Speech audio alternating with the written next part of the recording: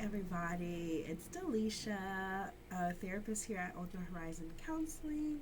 Just wanted to take a bit, I know it's been a minute since you guys have seen me, but wanted to just take a second to highlight how hard the holidays are for a lot of people who are experiencing infertility, pregnancy loss, um, and having to come around family and spend a lot of time with family and seeing some of those things. So I just wanted to take a moment to honor you all and be with you all and sit with you all and let you know that I hear your pain, I see your pain, and it is okay for you to have conflicting emotions during this time. It's okay for you to be happy for others and sad that you don't have what you want or your family that you want just yet. Um, so during this time, be sure to honor your feelings.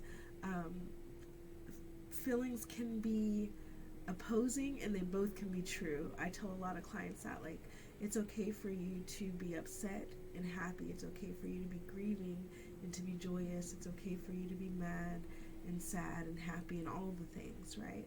Um, so just take time to honor yourself and those feelings during this time. Um, be sure to set boundaries with people. Sometimes, especially in our society, it's okay to ask questions like, when are you guys going to have a baby?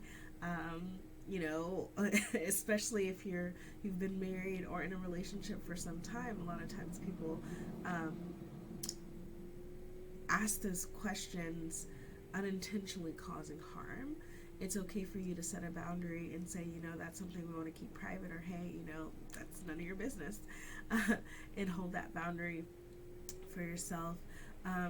Being sure to prioritize self-care, and sometimes self-care is saying no to yourself, and trying to commit to certain things that don't feel right, and saying no to others. For some clients, and even for myself, when we were in the midst of our journey, saying no to family events, baby showers, and things like that felt right for me. That's not to say that feels right for you, but just knowing that you can honor yourself, and self-care, and incorporate self-care by saying no to some of those commitments, and resting or taking whatever time you need in a safe way for yourself. Always seeking support through your network that you feel can be there for you during this time is important.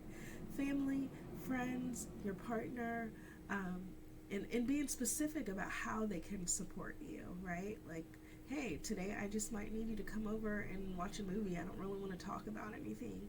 Or, you know what, I was thinking about doing, some kind of memorial for my loss, or for the pregnancy, or for hope, the hope that I had for this particular time in my life, and how that's not coming to fruition. Sometimes just honoring that this is not the path that you want or that you would have chosen for yourself, can be really relieving. So seeking support and leaning on those who understand and can be there for you during that time. Also managing your expectations for this season, and not just your expectations, but the expectations of others. That this year may look different, or the holidays in general moving forward may look different for yourself, for your relationship, in a way that feels safe for you, right? Being sure to communicate that with yourself, with your partner, or with those closest to you, so you can manage expectations and those pressure. And honestly too, like, sometimes people aren't entitled to that information, and you don't have to share that if that doesn't feel right for you. Also honoring not just your feelings, but honoring the loss, honoring that there was something that you wanted, or that you do want, that you haven't yet been able to receive or achieve. A lot of times, especially when I'm working with clients dealing with IUI, IVF, there's a lot of times where it's like, well, it wasn't a real pregnancy, it was a chemical pregnancy, and sometimes they dismiss their own feelings in that.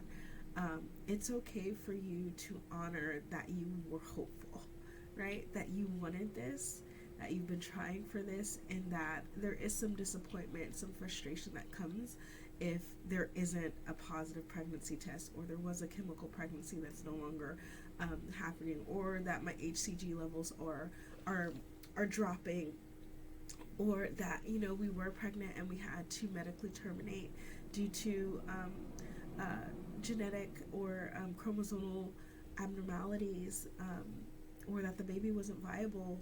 Like, there's so many different reasons and so many different hopes and dreams and beliefs that are tied up in that. So being able to honor the loss that comes with that in whatever form that comes. And then just having some time to plan for what you want the next few days, next few weeks, months to look like, in this season that you're in. Sometimes we can have expectations or hopes or plan for the future in this complete picture that once I have my family, we can do this, this, and this.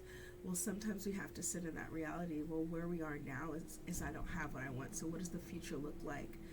At least the temporary future look like as we're working towards that, as we're looking for support, and as we're using whatever methods feel right for us to try to create our family. How do you sit in that future or that current reality and plan for that, whether that's time with you and your partner, taking a staycation, right? Just no work, just having time to one another, being able to journal, being able to create memories, whether that's lighting a candle, a shadow box, creating a ritual around the loss or where you are can be really helpful. So all that to say, just make sure that you're taking care of yourself during the holidays. I know there's a lot of pressure to spend time with everybody, anybody, all the bodies, right, during this time, but it's also okay. And if you need that permission, I'm happy to give it to you, that it's okay for you to set those boundaries and take time for yourself while you're navigating infertility. All right. Well, otherwise, I hope everybody has the best holiday that they can with the season that they're in. You always know where to find me here at On the Horizon Counseling on Instagram. Otherwise, have a good one. Bye.